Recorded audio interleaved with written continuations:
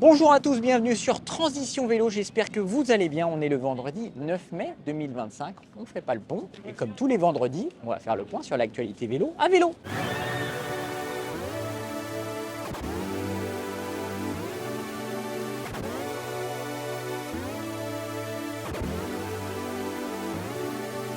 Alors avant de commencer, n'oubliez pas de vous abonner à la chaîne si ce n'est pas déjà fait. Merci à vous. On commence avec DJI qui prend un peu le contre-pied du marché puisqu'il vient de mettre à jour son moteur Avinox M1 dont la puissance en crête peut désormais atteindre 1000 watts. Voilà, au lieu de 850 watts précédemment. La mise à jour se fait tout simplement via l'application Avinox sur un smartphone. Le mode Boost qui permet de pousser le couple à 120 Nm au lieu des 105 Nm du mode turbo va pouvoir fonctionner pendant 60 secondes contre 30 secondes précédemment.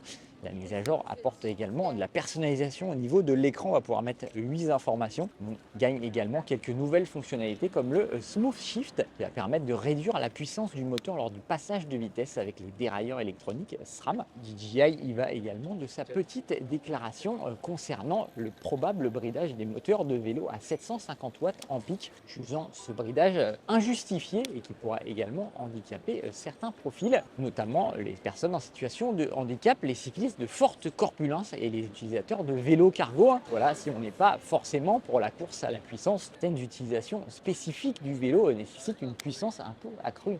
Notamment pour les vélos cargo chargés à 250 kg. C'est évidemment pas le même poids à porter qu'un simple vélo avec un seul adulte. Donc il faudrait peut-être mieux légiférer sur ce type de motorisation. Évidemment, DJI se tient prêt à mettre à jour son moteur et à le brider à 750 watts si cette règle était imposée par l'Europe. Suite au décès tragique du jeune cycliste Paul Dary en octobre dernier à Paris, le ministère des Transports a lancé une commission d'enquête sur la sécurité routière et le partage de la route. Voilà, la commission a rendu son rapport en avril dernier avec 40 mesures, dont 18 mesures prioritaires. Parmi les mesures les plus importantes, on a le dépassement des vélos par les voitures qui devraient évoluer. Les voitures ne devront plus respecter une distance de 1 mètre en ville et 1,50 m hors agglomération, mais bien dépasser complètement le vélo sur les routes à deux voies en passant les 4 roues de l'autre côté de la ligne médiane pour réellement dépasser le vélo comme si c'était une voiture ou comme si c'était une moto. Le rapport préconise également la création d'au moins une zone 30 dans toutes les villes pour maximiser la sécurité des personnes les plus vulnérables. Voilà, le rapport préconise également le renforcement du programme à savoir rouler à vélo de la maternelle au lycée et également d'inclure des formations vélo et de remise en selle dans le compte personnel de formation, le fameux CPF. Ça peut être pas mal évidemment pour former les gens. Les cyclistes ne sont pas oubliés puisque le rapport préconise également de les verbaliser plus régulièrement mais avec des amendes minorées, voilà, pour les sensibiliser au comportement dangereux. Évidemment, pour l'instant, tout cela reste seulement des recommandations. Il faudra que tout ça soit voté à l'Assemblée nationale pour en faire des lois. Le fabricant Cowboy rappelle son vélo Cruiser ST, également connu sous le nom de Cowboy 4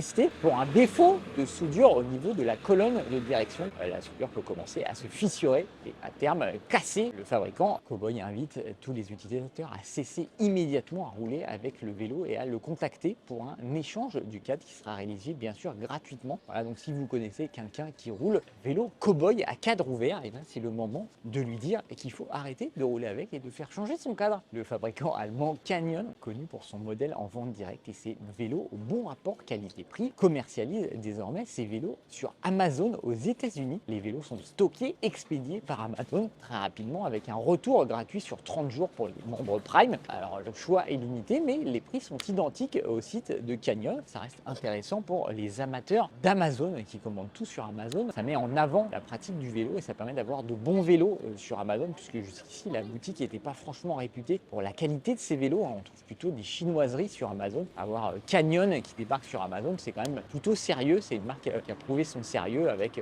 sponsoring de très nombreux athlètes. Voilà, ils font des très bons vélos qui sont très costauds. Voilà, vraie marque de vélo on va dire. Alors est-ce que vous seriez prêt à acheter votre vélo sur Amazon? C'est une autre paire de manches. Dites-nous ça dans les commentaires. Côté test, cette semaine, je finalise le test du VTT tout suspendu AM-Flow PL Carbone Pro avec son moteur DJI Avinox M1. Voilà, Mathieu, quant à lui, roule sur le vélo Easy Skyfly, un vélo électrique compact en carbone, très léger. Voilà, et dans l'intervalle, on a publié la vidéo de la visite de l'usine de vélo de ville, voilà, que vous pouvez voir sur notre chaîne YouTube. Voilà, pour le reste, on vous a mis tous les liens dans la description de la vidéo. Comme d'habitude, n'oubliez pas de vous abonner à la chaîne si ce n'est pas déjà fait.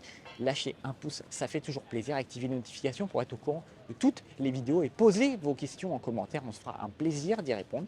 Voilà, d'ici là, on vous souhaite de continuer à rouler, continuer à vous faire plaisir à vélo et on se dit à la semaine prochaine.